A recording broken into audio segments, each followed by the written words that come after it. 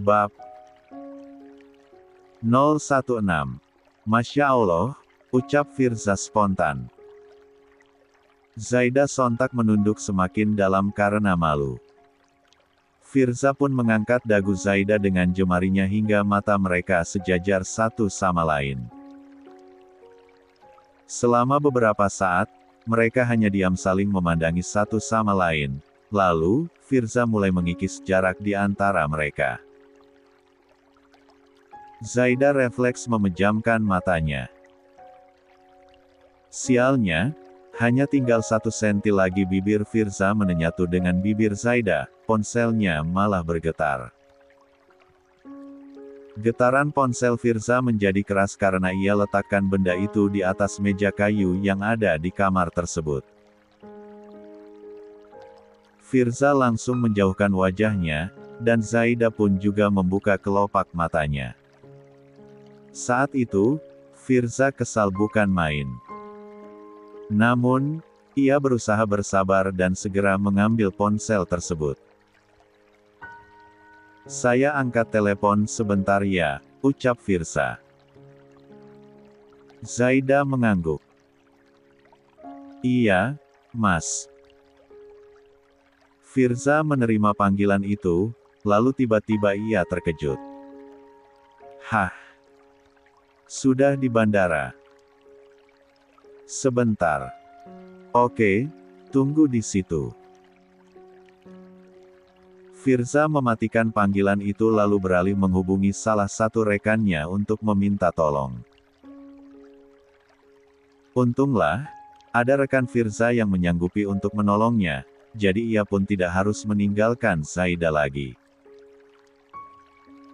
Setelah selesai berbicara di telepon, Firza menoleh ke ranjang, rupanya Zaida sudah tidak ada.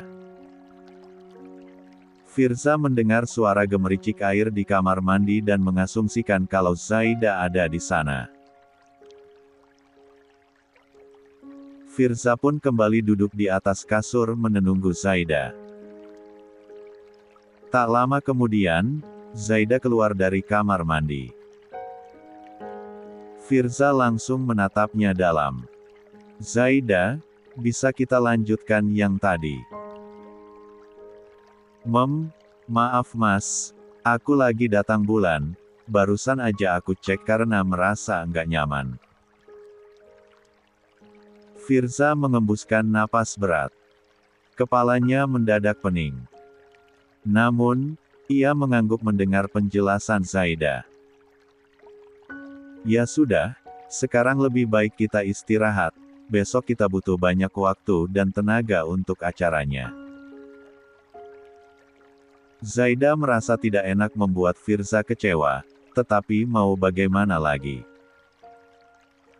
Datang bulan tidak bisa diatur sesuka hati, akhirnya, mereka berdua pun memutuskan untuk tidur. 43. Keesokan harinya, resepsi pernikahan Firza dan Zaida diadakan. Acaranya meriah dan ada banyak tamu-tamu yang datang.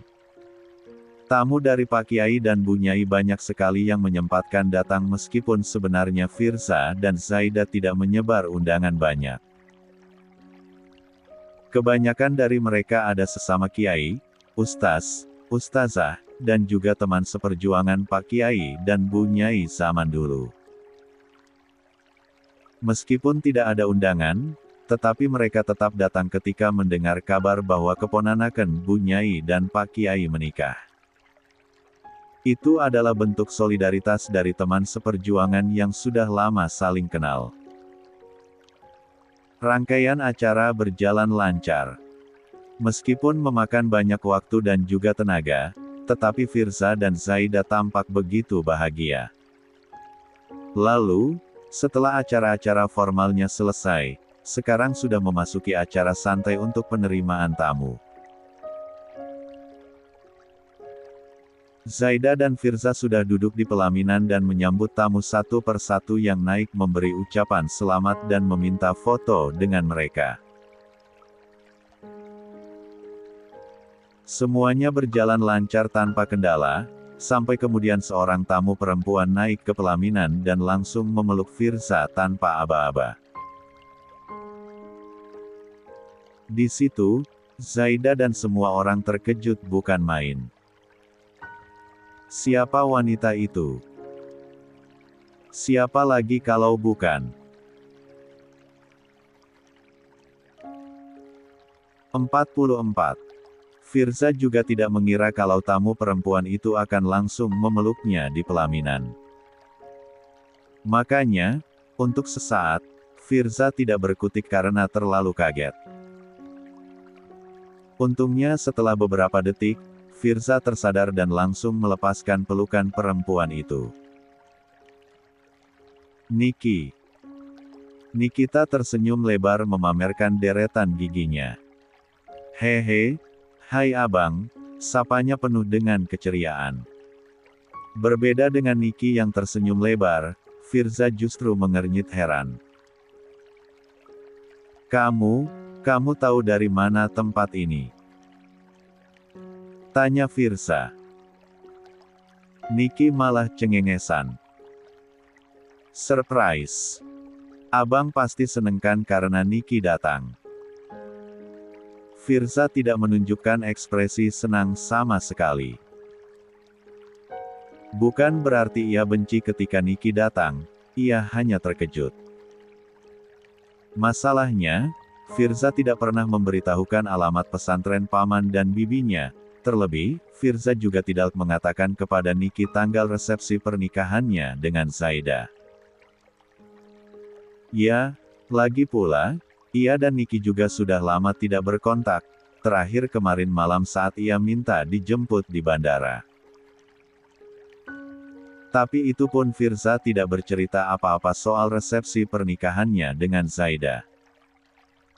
Jadi, dari mana gadis itu tahu? Melihat Firza tidak menunjukkan senyum sama sekali, Niki yang awalnya tersenyum lebar langsung berubah cemberut. Kok abang ekspresinya gitu sih? Abang kayak nggak seneng kalau aku datang kemari. Harusnya seneng dong. Firza menggeleng. Enggak, bukan begitu. Kamu. Niki kembali tersenyum lebar. Selamat ya, Bang. Sekarang abang udah nikah, udah nggak jomblo lagi, hehe. Firza mengangguk. Iya, terima kasih. Lalu, Niki beralih menatap Zaida yang sejak tadi hanya diam. Zaida masih berusaha memahami kedatangan Niki yang terlalu tiba-tiba ini. Ia tidak mengenal Niki sama sekali, tetapi melihat bagaimana Firza berbicara santai dengan gadis itu, Zaida mengasumsikan bahwa mereka berdua sudah saling kenal dekat, mungkin juga sudah lama. Saat ini yang menjadi pertanyaan Zaida adalah, siapa sebenarnya gadis ini dan mengapa ia bisa begitu dekat dengan Firza? Apa mungkin hanya sekadar teman? Belum selesai rasa syok yang Zaida rasakan, Niki tiba-tiba mendekat padanya, kemudian tanpa aba-aba Niki langsung memeluk Zaida erat-erat. Selamat ya, ucapnya pelan. Zaida masih melongo, jadi ia sendiri juga bingung harus bereaksi apa. Akhirnya, Zaida hanya mengangguk sebagai balasan. Niki menatap Zaida lekat-lekat. Ia hanya bisa melihat mata Zaida saja karena wanita itu bercadar, padahal sebenarnya Niki penasaran seperti apa rupa istri Firza. Lalu, tiba-tiba Niki berkata, "Oh ya, aku titip Bang Firza ya, dia abang kesayangan aku." Zaida mengiyakan saja. 45. Lalu, tiba-tiba Niki mengulurkan telapak tangannya kepada Zaida untuk mengajak jabat tangan, meskipun masih bingung, Zaida tidak mau mengabaikan uluran tangan tersebut dan bersikap tidak sopan, maka akhirnya ia menerima jabat tangan Niki. Kenalin, namaku Nikita. Aku calon istri keduanya Bang Firza, ucap Niki dengan santainya. Zaida membelalak kaget, begitupun Firza yang langsung menatap Niki. Niki, kamu, Firza hendak menegur, tetapi tiba-tiba gadis itu malah tertawa. Hahaha, panik ya. Maaf, cuma bercanda kok, ucap Niki. Niki menatap Zaida yang masih syok atas ucapannya tadi. Meskipun Niki sudah mengatakan bahwa ia hanya bercanda, tetap saja Zaida kaget. Ia tidak terbiasa dengan candaan-candaan seperti itu. Kamu jangan kaget gitu dong. Aku itu cuma bercanda kok tadi, sebenarnya, aku temennya Bang Firza, kami deket banget udah kayak kakak adik. Maaf ya, udah bikin kamu kaget. Zaida mengangguk. Iya, nggak apa-apa. Lalu, Firza pun ikut menimpali, Zaida, Niki ini adiknya komandan di kesatuan lama saya. Zaida mengiyakan. Ia kembali bersalaman dengan Niki. Terima kasih ya sudah datang, ucapnya ramah. Lalu, setelah cukup lama berada di pelaminan, Niki pamit hendak turun. Lah bercanda dengan mengatakan ingin makan-makan yang banyak. Namun, ketika ia hampir mencapai tangga pelaminan, ia mendadak memegangi kepalanya. Langkahnya oleng dan hampir saja ia terjatuh. Firza yang kebetulan posisinya berada tak jauh dari Niki refleks langsung menahan lengan gadis itu sebelum Niki benar-benar ambruk. Niki, kamu nggak apa-apa? Tanya Firza. Ia menatap Niki dengan raut khawatir. Niki tersenyum tipis kemudian menggeleng. Aku nggak apa-apa kok, Bang. Sayangnya, meskipun mengaku bahwa dirinya tidak apa-apa, tetapi wajah tampak pucat. Lah kelihatan sangat lemas. Melihat hal itu, Firza tidak tega membiarkan Niki begitu saja. Jadi ia meminta tolong kepada beberapa santriwati yang membantu acara pernikahan ini untuk membawa Niki ke ruang istirahat. Ada 2 santriwati yang membantu Niki berjalan meninggalkan acara untuk istirahat. Namun, Firza masih merasa tidak tenang. Dia kenapa, Mas? Tanya Zaida. Firza menghela napas panjang. Zaida, kalau saya tinggal sebentar kamu nggak apa-apa. Saya mau mastiin aja Niki nggak kenapa-kenapa. Zaida mengizinkan, jadi Firza pun segera menyusul Niki ke ruang istirahat. Ketika masuk ke ruangan itu, 2 santriwati yang membantu Niki tadi masih ada di sana, sedang membantu memberikan minum kepada gadis itu. Niki tampak benar-benar lemah. Kamu beneran baik-baik aja, Nick? Tanya Firza. Niki malah tertawa. Hehe. Aku sehat kok, Bang. Orang sehat macam apa yang hampir pingsan gitu? Lagian, kamu kok datang ke sini segala sih? Kan? 46. Perjalanannya jauh. Udah, mending kamu istirahat aja di rumah temenmu. Lagian kamu tahu dari mana kalau abang di sini? Tanya Firza. Tahu dari teman abang yang kemarin jemput aku di bandara, jawab Niki. Firza geleng-geleng kepala mendengarnya. Terus kamu gimana ini sekarang? Kamu baik-baik aja, kan? Apa ada yang sakit? Niki tersenyum, tetapi kedua matanya berkaca-kaca. Aku nggak apa-apa kok. Lagian, emang aku kenapa? Firza mengembuskan napas panjang. Nggak usah bohong. Pak Danyon udah cerita semuanya ke abang. Niki langsung menunduk ketika mendengar itu. Aku cuma mau menghabiskan waktu yang tersisa dengan menikmati hidup aja kok, Bang. Firza mengusap wajahnya. Menikmati hidup itu enggak dengan membahayakan diri sendiri, Nick. Kamu harus tetap jaga kesehatan juga. Jangan kayak gini, kamu malah sembrono melakukan perjalanan jauh. Niki masih tersenyum. Aku beneran gak apa-apa loh, Bang. Tadi itu, aku cuma pening dikit aja, aku gak ngerasa sakit kok. Masih aja ngelak. Kamu kira abang gak bisa lihat? Iya, maaf, tapi aku gak bohong kok, Bang. Aku beneran oke. Dan, lagi pula aku pengen hadir ke pernikahan abang. Abang, kan tahu kalau aku udah anggap abang kayak kakak sendiri. Rasanya kayak ada yang kurang kalau aku enggak hadir ke pernikahan abang. Firza hanya bisa menghela napas panjang mendengarkan betapa keras kepalanya Niki.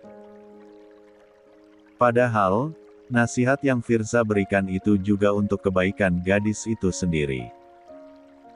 Oh ya Bang, aku boleh nggak nginep di sini malam ini?